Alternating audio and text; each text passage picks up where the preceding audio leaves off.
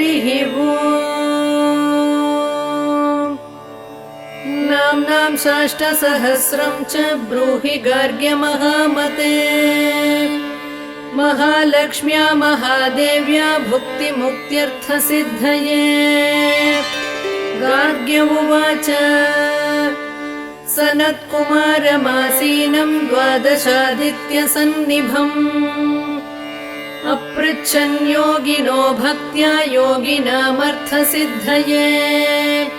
सर्वलौकिककर्मभ्यो विमुक्तानां हिताय वै भुक्तिमुक्तिप्रदं जप्यम् अनुब्रूहि दयानिधे। सनत्कुमार भगवन् सर्वज्ञोऽसि विशेषतः। आस्तिक्यसिद्धये नॄणां क्षिप्रधर्मार्थसाधनम्। खिद्यन्ति मानवाः सर्वे धनाभावेन केवलम्। सिद्ध्यन्ति धनिनोऽन्यस्य नैव धर्मार्थकामनाः। दारिद्र्यध्वंसिनी नाम केन विद्या प्रकीर्तिता। केन वा ब्रह्मविद्यापि केन मृत्युविनाशिनी। सर्वासां सारभूतैका विद्यानां केन कीर्तिता। प्रत्यक्षसिद्धिदा ब्रह्मन् तामाचक्ष्वदयानिधे। साधु पृष्टं महाभागा सर्वलोकहितैषिणः। महतामेष धर्मश्च नान्येषामिति मे मतिः। ब्रह्म विष्णु महादेव महेन्द्रादिमहात्मभिः सम्प्रोक्तं कथयाम्यद्य लक्ष्मी नाम सहस्रकम्। यस्योच्चारणमात्रेण दारिद्र्योन्मुच्यते नरः। किं पुनस्तज्जपाज्जापि सर्वेष्टार्थानवाप्नुयात्। अस्य श्रीलक्ष्मी दिव्यसहस्रनामस्तोत्रमहामन्त्रस्य आनन्दकर्दमचिक्लीतेरिन्दिरासुतादयो महात्मानो महर्षयः। अनुष्टुप् छन्दः विष्णुमाया शक्तिः। महालक्ष्मी परा देवता। श्रीमहालक्ष्मी प्रसादद्वारा सर्वेष्टार्थसिद्ध्यर्थे जपे विनियोगः। ध्यानम् पद्मनाभप्रियां देवीं पद्माक्षीं पद्मवासिनीं। पद्मवक्त्रां पद्महस्तां वन्दे पद्मार्महर्निशम्। पूर्णेन्दुवदनां दिव्यरत्नाभरणभूषितां। वरदाभयहस्ताढ्यां ध्यायेच्चन्द्रसहोदरीम्। इच्छारूपां भगवतः सच्चिदानन्दरूपिणीम्। सर्वज्ञां सर्वजननीं विष्णुवक्षस्थलालयाम्। दयाळुमनिशं ध्यायेत् सुखसिद्धिस्वरूपिणीम्। नित्यागतानन्तनित्यानन्दिनी जनरञ्जनी। नित्यप्रकाशिनी चैव स्वप्रकाशस्वरूपिणी। महालक्ष्मीर्महाकाली महाकन्या सरस्वती। भोगवैभवसन्धात्री भक्तानुग्रहकारिणी। ईशावास्या महामाया महादेवी महेश्वरी। हृल्लेखा परमाशक्तिर्मातृका बीजरूपिणी। नित्यानन्दा नित्यबोधानादिनी जनमोदिनी। सत्यप्रत्ययनी चैव स्वप्रकाशात्मरूपिणी। त्रिपुरा भैरवी विद्या हंसा वागीश्वरी शिवा। वाग्देवी च महारात्रिः कालरात्रिस्त्रिलोचना। भद्रकाली कराळी च महाकाली तिलोत्तमा। काली कराळवक्त्रान्ता कामाक्षी कामदा शुभा। चण्डिका चण्डरूपेशा चामुण्डा चक्रधारिणी।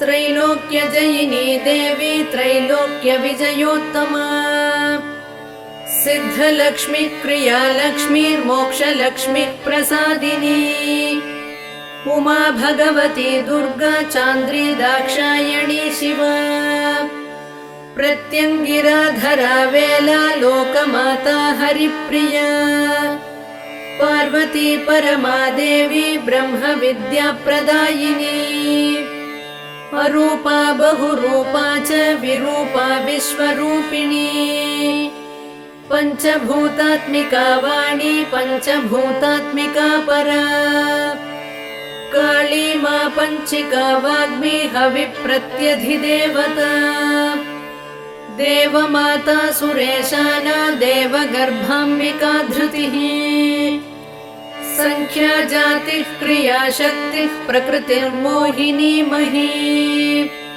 यज्ञविद्या महाविद्या गुह्यविद्या विभावरी ज्योतिष्मती महामाता सर्वमन्त्रफलप्रदा दारिद्र्यध्वंसिनी देवी हृदयग्रन्थिभेदिनी सहस्रादित्यसङ्काशा चन्द्रिका चन्द्ररूपिणी गायत्री सोमसम्भूतिः सावित्री प्रणवात्मिका शाङ्करी वैष्णवी ब्राह्मी सर्वदेव नमस्कृता सेव्य दुर्गा कुबेराक्षी करवीरनिवासिनी जया च विजया चैव जयन्ती चापराजिता कुब्जिका कालिका शास्त्री वीणा पुस्तकधारिणी सर्वज्ञशक्तिः श्रीशक्तिर्ब्रह्म विष्णु शिवात्मिका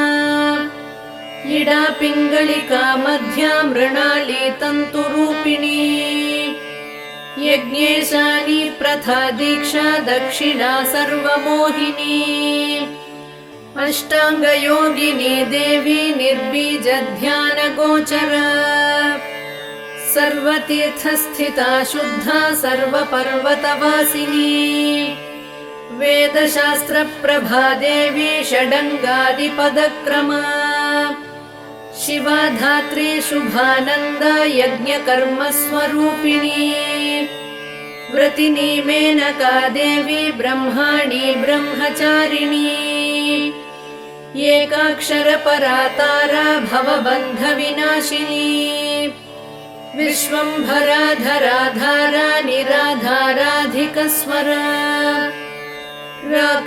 राकाकुहूरमावास्या पूर्णिमानुमतिद्युतिः सिनीवाली शिवावस्या वैश्वदेवी पिशङ्गिला पिप्पला च विशालाक्षी रक्षोघ्निवृष्टिकारिणी दुष्टविद्राविणी देवी सर्वोपद्रवनाशिनी शारदा शरसन्धाना सर्वशस्त्रस्वरूपिणी युद्धमध्यस्थिता देवी सर्वभूतप्रभञ्जनी अयुद्धा युद्धरूपा च शान्ता शान्तिस्वरूपिणी गंगा सरस्वती वेणी यमुना नर्मदापगा समुद्रवसनावासा ब्रह्माण्ड श्रोणिमेखला पञ्चवक्त्रा दशभुजा शुद्धस्फटिकसन्निभा रक्ता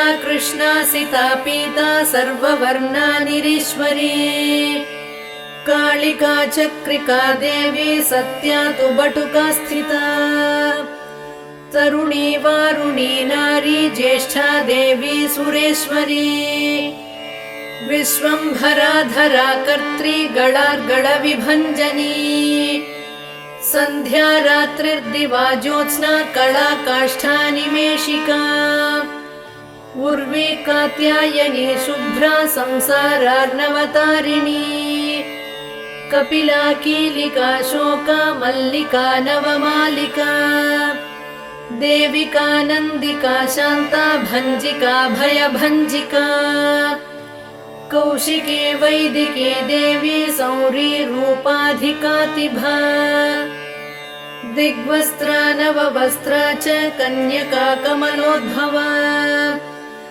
श्री सौम्यलक्षणातीत दुर्गा सूत्र प्रबोधिका श्रद्धा मेधा कृति प्रज्ञा धारणा कान्तिरेव च श्रुति स्मृतिर्धृतिर्धन्या भूतिरिष्टिर्मणीषिणी विरक्तिर्व्यापिनी माया सर्वमाया प्रभञ्जनी महेन्द्री मन्त्रिणी सिंही चेन्द्रजालस्वरूपिणी अवस्थात्रय निर्मुक्ता गुणत्रय विवर्जिता ईषणात्रय निर्मुक्ता सर्वरोग विवर्जिता योगी ध्यानान्तगम्या च योग ध्यानपरायणा त्रयी शिखा विशेषज्ञा वेदान्तज्ञानरूपिणी भारती कमला भाषा पद्मा पद्मवती कृतिः गौतमी गोमती गौरीर्ईशानाहं सवाहिनी नारायणी प्रभाधारा जाह्नवी शङ्करात्मजा चित्रघण्टा सुनन्दा श्रीर्मानवी मनुसंभवा स्तम्भिनी क्षोभिणी मारी भ्रामिणी शत्रुमारिणी मोहिनी द्वेषिणी वीरा अघोरा रुद्ररूपिणी रुद्रैकादशिनी पुण्या कल्याणी लाभकारिणी देवदुर्गा महादुर्गा स्वप्नदुर्गाष्टभैरवी सूर्यचन्द्राग्निरूपा च ग्रहनक्षत्ररूपिणी बिन्दुनादकलातीता बिन्दुनादकलात्मिका दशवायुजयाकारा कला षोडश संयुता काश्यपी कमला देवी नादचक्रनिवासिनी मृडाधारा स्थिरा गुह्या देविका चक्ररूपिणी अविद्या शार्वरी भुञ्जा जम्भासुरनिबर्हिणी श्रीकाया श्रीकला शुभ्रा कर्म निर्मूलकारिणी आदिलक्ष्मीर्गुणाधारा पञ्चब्रह्मात्मिका परा श्रुतिर्ब्रह्ममुखावासा सर्वसम्पत्तिरूपिणी मृतसञ्जीवनी मैत्री कामिनी कामवर्जिता निर्वाणमार्गदा देवी हंसिनी काशिका क्षमा सपर्या गुणिनी भिन्ना निर्गुणा खण्डिता शुभा स्वामिनी वेदिनी शक्या शाम्बरी चक्रधारिणी दण्डिनी मुण्डिनी व्याघ्री शिखिनी सोमसंहतिः चिन्तामणिश्चिदानन्द पञ्चबाणा प्रबोधिनी बाणश्रेणिः सहस्राक्षी सहस्रभुजपादुका सन्ध्यावलिस्त्रिसन्ध्याख्या ब्रह्माण्डमणिभूषणा वासवी वारुणी सेना कुलिका मन्त्ररञ्जनी जितप्राणस्वरूपा च कान्ता काम्यवरप्रदा मन्त्रब्राह्मण विद्यार्थानादरूपा हविष्मती आथर्वणि श्रुतिः शून्या कल्पनावर्जिता सती सत्ता जातिः प्रमामेया प्रमितिः प्राणदा गतिः अवर्णा पञ्चवर्णा च सर्वदा भुवनेश्वरी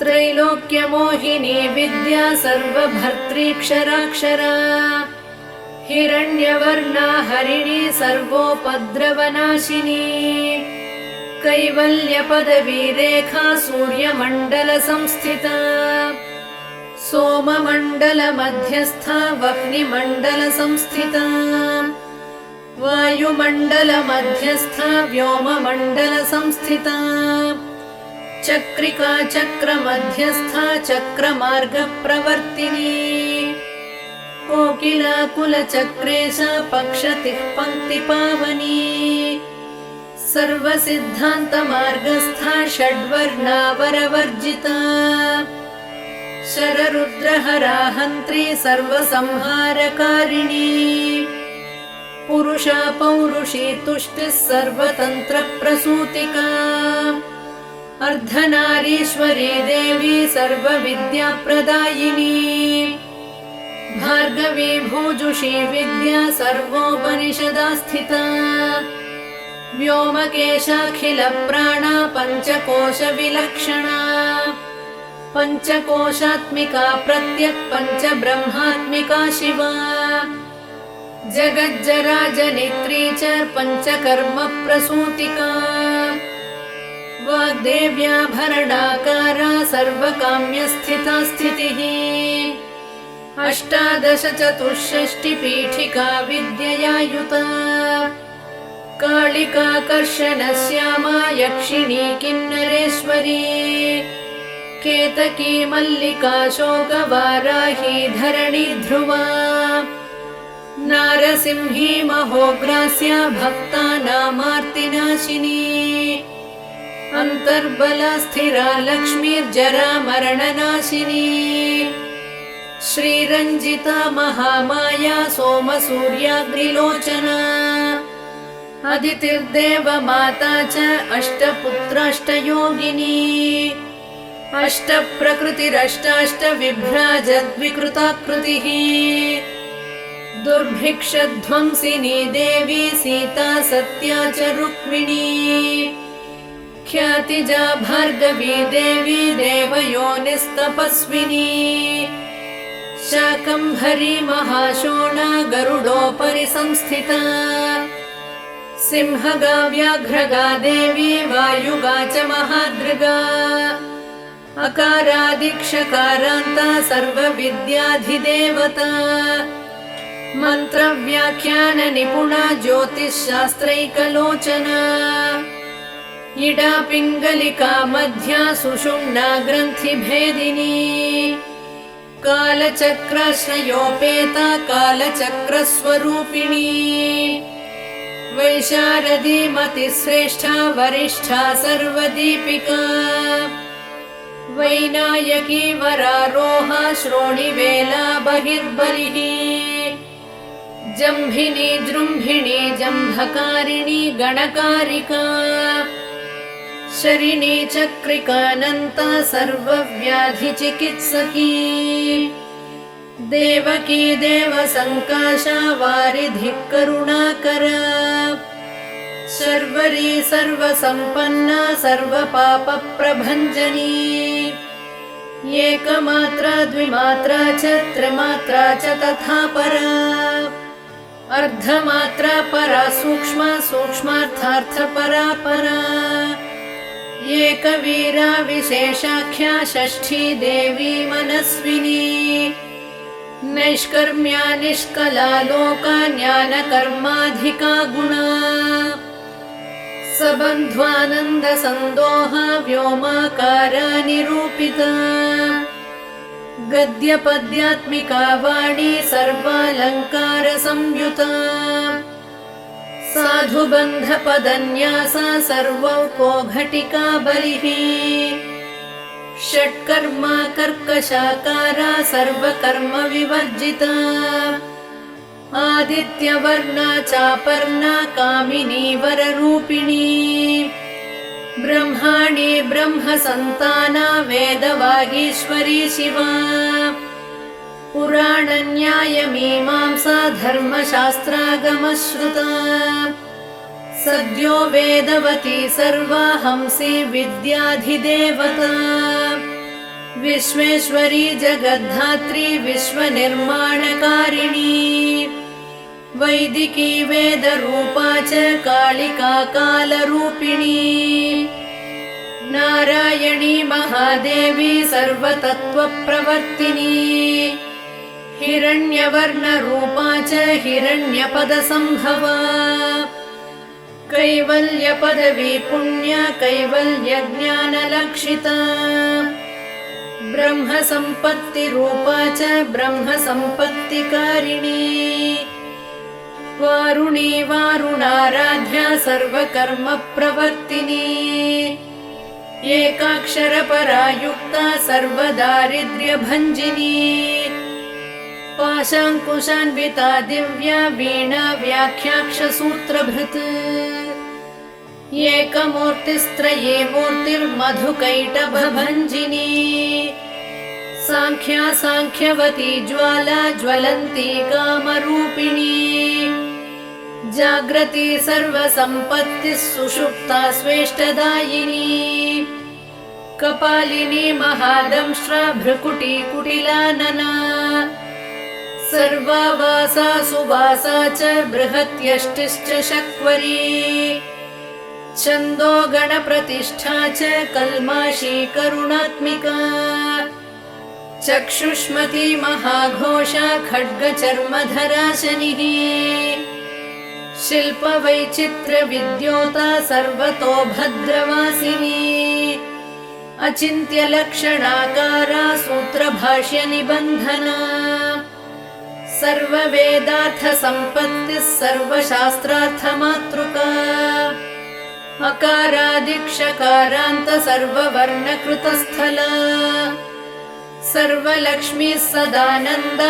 सारविद्या सदाशिवा सर्वज्ञा सर्वशक्तिश्च खेचरी रूपगोच्छ्रुता अणिमादिगुणोपेता पराकाष्ठा परागतिः हंसयुक्तविमानस्था हंसारूढा शशिप्रभा भवानी वासनाशक्तिराकृतिस्थाखिलाखिला तन्त्रहेतुर्विचित्राङ्गी व्योमगङ्गा विनोदिनी वर्षा च वार्षिकी चैव ऋग्यजुस्सामरूपिणी महानदी नदी पुण्या अगण्यागण्यगुणक्रिया समाधिगतलभ्यार्था श्रोतव्या स्वप्रिया घृणा नामाक्षरपरा देवी उपसर्गनखाञ्चिता निपातोरुद्वयी जङ्घा मातृका मन्त्ररूपिणी आसीना च शयाना च तिष्ठन्ती धावनाधिका लक्ष्यलक्षणयोगाढ्या ताद्रूप्यगणनाकृतिः सैकरूपा नैकरूपा सेन्दुरूपा तदाकृतिः समासतद्धिताकारा विभक्तिवचनात्मिका स्वाहाकारा स्वधाकारा श्रीपत्यर्धाङ्गनन्दिनी गम्भीरा गहना गुह्या योनिलिङ्गार्धधारिणी शेषवासुकि संसेव्या चपला वरवर्णिनी कारुण्याकार सम्पत्तिः कीलकृन्मन्त्रकीलिका शक्तिबीजात्मिका सर्वमन्त्रेष्टाक्षयकामना आग्नेयी पार्थिवा आप्या वायव्या व्योमकेतना सत्यज्ञानात्मिकानन्दा ब्राह्मी ब्रह्म सनातनी अविद्यावासना माया प्रकृतिः सर्वमोहिनी शक्तिर्धारणशक्तिश्च चिदचिच्छक्तियोगिनी वक्त्रारुणा महामाया मरीचिर्मदमर्दिनी विराट् स्वाहा स्वधा शुद्धा निरूपास्ति सुभक्तिगा निरूपिता द्वयी विद्या नित्या नित्यस्वरूपिणी वैराजमार्गसञ्चारा सर्वसत्पददर्शिनी जालन्धरी मृडानी च भवानी भवभञ्जनी त्रैकालिकज्ञानतन्तुस्त्रिकालज्ञानदायिनी नादातीता स्मृतिप्रज्ञा धात्री रूपा त्रिपुष्करा पराजिता विधानज्ञा विशेषितगुणात्मिका हिरण्यकेशिनी हेम ब्रह्मसूत्रविचक्षणा असङ्ख्येयपरार्धान्तस्वरव्यञ्जनवैखरी मधुजिह्वा मधुमती मधुमासोदया मधुः माधवी च महाभागा मेघगम्भीरनिस्वना ब्रह्म विष्णु महेशादि ज्ञातव्यार्थविशेषगा नाभौ वह्निशिखाकारा ललाटे चन्द्रसन्निभा भ्रूमध्ये भास्कराकारा सर्वताराकृतिर्हृदि कृत्तिकादिभरण्यन्त नक्षत्रेष्ट्यार्चितोदया ग्रहविद्यात्मिका ज्योतिर्ज्योतिर्विन्मति जीविका ब्रह्माण्डगर्भिणी बाला सप्तावरणदेवता वैराजोत्तमसाम्राज्य कुमारकुशलोदया बगळा भ्रमराम्बा च शिवदूती शिवात्मिका मेरुविन्ध्यातिसंस्थाना काश्मीरपुरवासिनी योगनिद्रा महानिद्रा विनिद्रा राक्षसाश्रिता सुवर्णदा महागङ्गा पञ्चाख्या पञ्चसंहतिः सुप्रजाता सुवीरा च सुपोषा सुपतिः शिवा सुगृही रक्तबीजान्ता हतकन्दर्पजीविता समुद्रव्योम मध्यस्था समबिन्दुसमाश्रया सौभाग्यरसजीवातुः सारासारविवेकदृक् त्रिवल्यादिसुपुष्टाङ्गा भारती भरताश्रिता नादब्रह्ममयी विद्या ज्ञानब्रह्ममयी परा ब्रह्मनाडी निरुक्तिश्च ब्रह्मकैवल्यसाधनम् कालिकेयमहोदार वीर्यविक्रमरूपिणी बडवाग्निशिखा वक्त्रा महाकबळदर्पणा महाभूता महादर्पा महासारा महाक्रतुः पञ्चभूतमहाग्रासा पञ्चभूताधिदेवता सर्वप्रमाणा सम्पत्तिः सर्वरोगप्रतिक्रिया ब्रह्माण्डान्तर्बहिर्व्याप्ता विष्णुवक्षो विभूषिणी शाङ्करी विधिवक्त्रस्था प्रवरावरहेतुकी हेममाला शिखामाला त्रिशिखा पञ्चमोचना सर्वागम सदाचार मर्यादा यातु भञ्जनी पुण्यश्लोक प्रबन्धाढ्या सर्वान्तर्यामि रूपिणी सामगान समाराध्या श्रोतृकर्णरसायना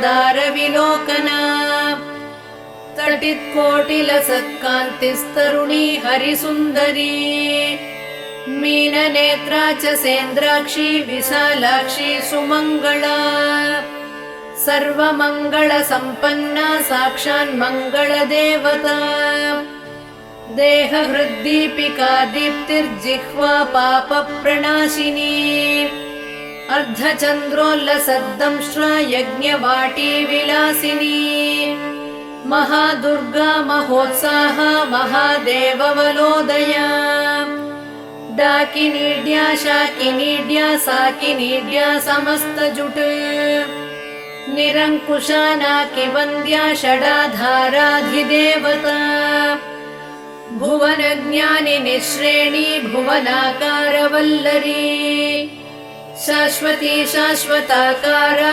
लोकानुग्रहकारिणी सारसी मानसी हंसी हंसलोकप्रदायिनी चिन्मुद्रालङ्कृतकरा कोटिसूर्यसमप्रभा सुखप्राणिशिरोरेखा नददृष्टप्रदायिनी सर्वसाङ्कर्यदोषघ्निग्रहोपद्रवनाशिनी क्षुद्रजन्तुभयघ्नी च विषरोगादिभञ्जनी सदा शान्ता सदा शुद्धा गृहच्छिद्रनिवारिणी कलिदोषप्रशमनी कोलाहलपुरस्थिता गौरी लाक्षणिकी मुख्या जगन्याकृतिवर्जिता माया विद्या मूलभूता वासवी विष्णुचेतना वादिनी वसुरूपा च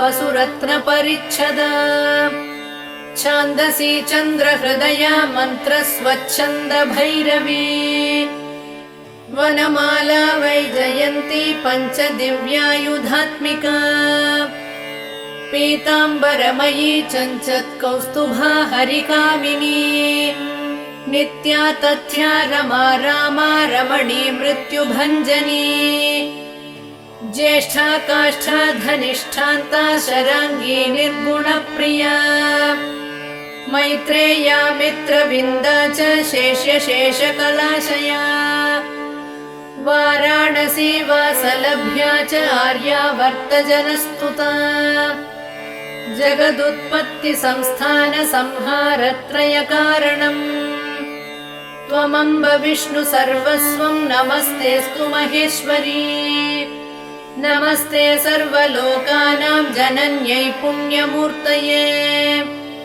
सिद्धलक्ष्मीर्महाकाली महालक्ष्मी नमोऽस्तु ते सद्यो जातादिपञ्चाग्निरूपा पञ्चकपञ्चकम् यन्त्रलक्ष्मीर्भवत्यादिराद्याद्येते नमो नमः सृष्ट्यादिकारणाकारवितते दोषवर्जिते जगल्लक्ष्मीर्जगन्मातर्विष्णुपत्नि नमोऽस्तु ते नवकोटिमहाशक्तिसमुपास्य पदाम्बुजे कनत्संवर्णरत्नाढ्य सर्वाभरणभूषिते अनन्तनित्यमहिषी प्रपञ्चेश्वरनायकी अत्युच्छ्रुतपदान्तस्थे परमव्योमनायकी नाकपृष्ठगताराध्ये विष्णुलोकविलासिनी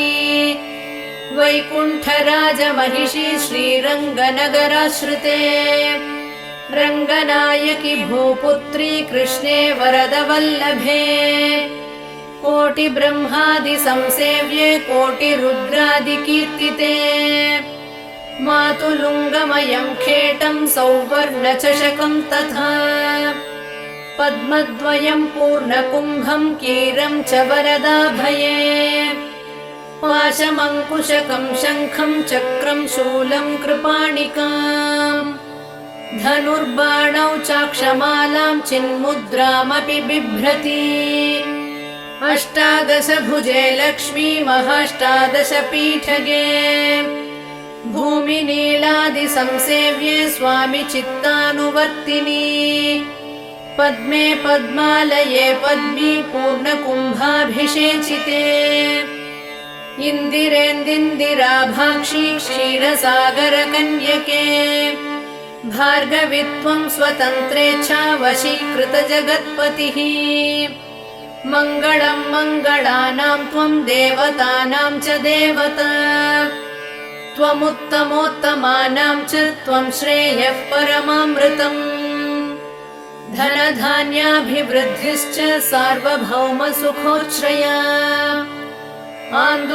आन्दोलिकादिसौभाग्यं मत्ते भाति महोदयः पुत्रपौत्राभिवृद्धिश्च विद्याभोगबलादिकम् आयुरारोग्यसम्पत्तिरष्टैश्वर्यं त्वमेव हि परमेश विभूतिश्च सूक्ष्मात् सूक्ष्मतरा गतिः सदयापाङ्गसन्दत्त ब्रह्मेन्द्रादिपदस्थितिः अव्याहतमहाभाग्यं त्वमेवाक्षोभ्यविक्रमाः समन्वयश्च वेदानाम् अविरोधस्त्वमेव हि निःश्रेयसपदप्राप्तिसाधनं फलमेव च श्रीमन्त्रराजराज्ञी च श्रीविद्याक्षेमकारिणी श्रीं बीजजपसन्तुष्टा ऐं ह्रीं श्रीं बीजपालिका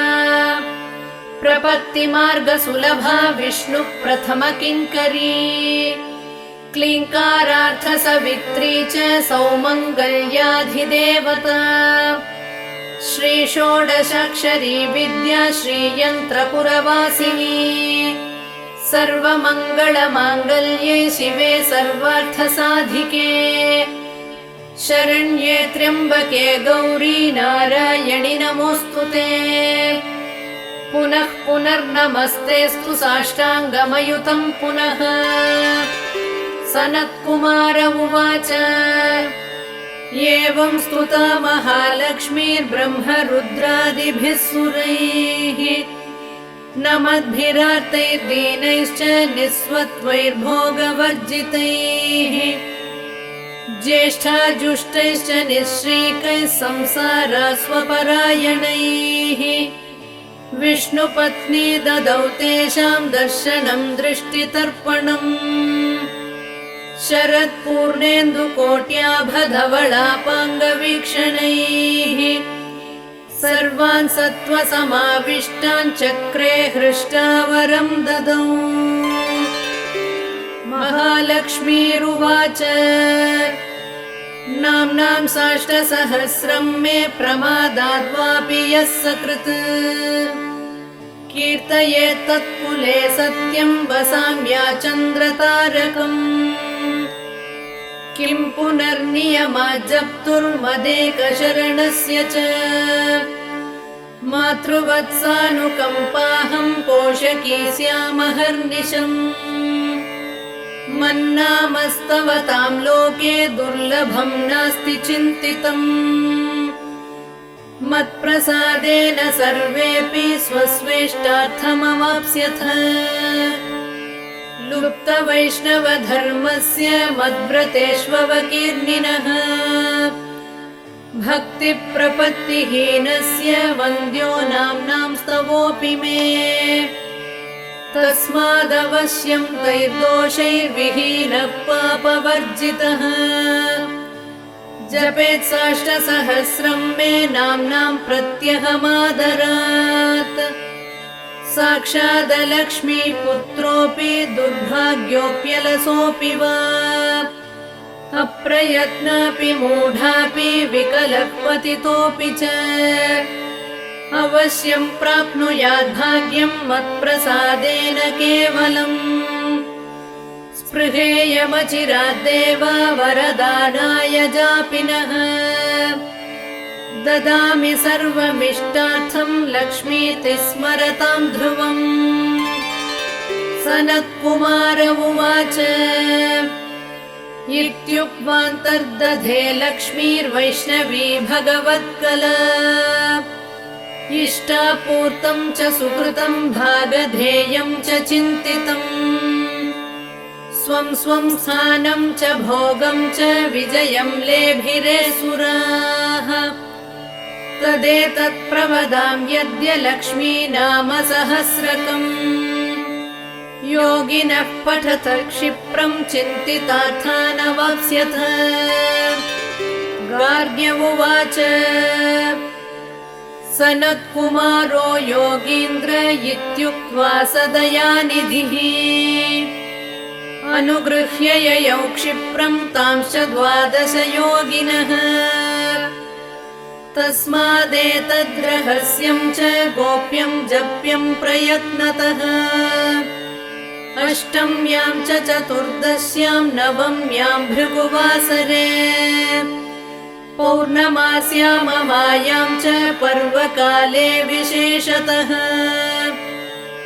जपेद्वा नित्यकार्येषु सर्वान् कामान् अवाप्नुयात् इति श्रीस्कन्दपुराणे सनत्कुमारसंहितायां लक्ष्मीसहस्रनामस्तोत्रम् सम्पूर्णम्।